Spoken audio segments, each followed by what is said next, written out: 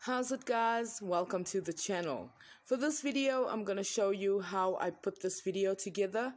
First, I had to find all the photographs.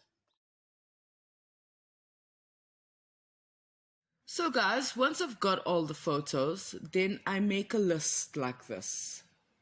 See, I write it there. Then I make a table, because I want different types of information. Now, this one needed 2 pages because there was so much information to get. So the earliest photo I got was the 20th of March 2019. We go all through 2019, then through 2020, and the latest one I got was for the 12th of January. It's just too cloudy, guys. Okay.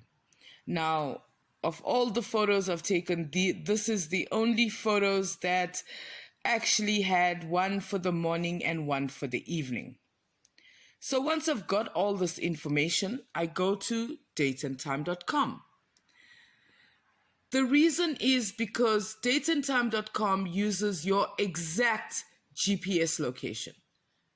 You can do a vague search near your town, and then open the map and search your exact location and see the difference. Because in the beginning, I was using Pretoria as my location. That was the nearest town I could find on the map. And Pretoria is about 60 kilometers further from me. Okay, it's far away from me, basically. An hour's drive. So I had to find a more precise way to find my details. And thankfully, I did. And in the previous video, I showed you my exact GPS location. And I did that because I wanted these numbers, the directions, to be as accurate as possible. So I also figured out a way how to find the exact time of sunrise and the exact time of sunset for my location. So I put in the time of the photo and I get the altitude of the sun. You can see whichever object you are looking for. At the beginning, they already give you the planets and the sun and moon. So you just click on it. And then whatever time and date you put in, it will give you the altitude and direction for whichever object you are looking for. So now that I've got the times of the actual photographs, then I go get the actual time of sunrise and sunset and the direction. Because I wanted to show you how the sun progresses towards the east-northeast. And you see here, we are at the bounce point. I call it the bounce point because that's the turning point in Earth's orbit around the sun. We are on 21 June. The actual rise was 6:52:35.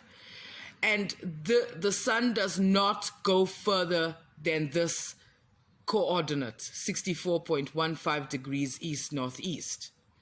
It doesn't rise further than that. It doesn't go to 64.0 or something like that. And when it sets, you can see it's setting at 17:22:40, and that's the bounce point for sunset. It doesn't go further than that. 295.85 degrees west-northwest. Now, obviously, I didn't know that I would need to do a project like this. And with most of my recent videos, this is how I've been doing it, except for basically only sunsets. I get the dates, I get the actual time of the video or photo, I get the altitude and direction, then I get the actual time of sunsets, and I put them in the videos. The only reason I put the direction and the altitude in the videos is to show you the shift of the sun. And the shift of the sun only happens because the Earth is in orbit. It's shifting its position every single day. So now we go through 2020, we see that the sun is back close to the equator. And one thing I want to point out to you, look at the winter solstice, right? I don't have one for 2019, but I do have the one for 2020. Now this is the summer solstice.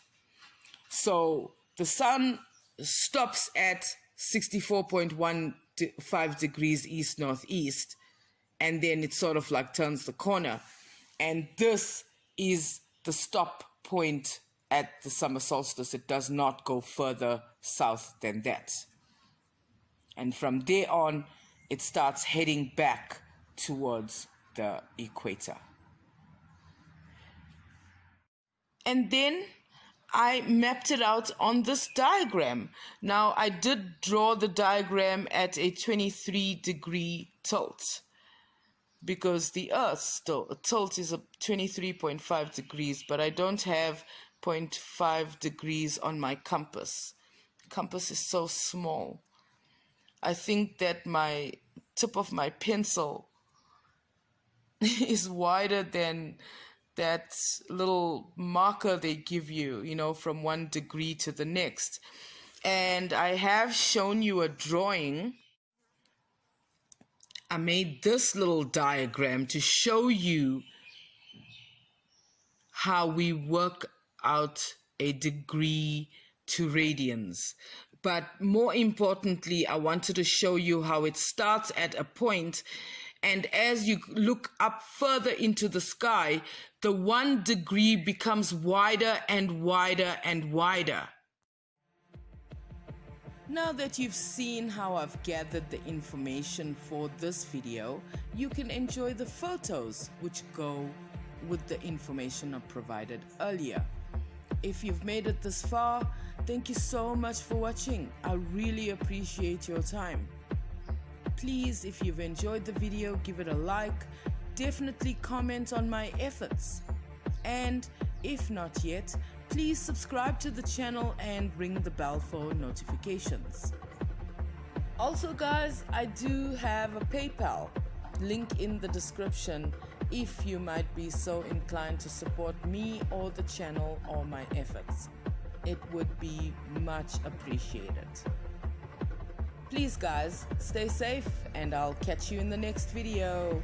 Bye.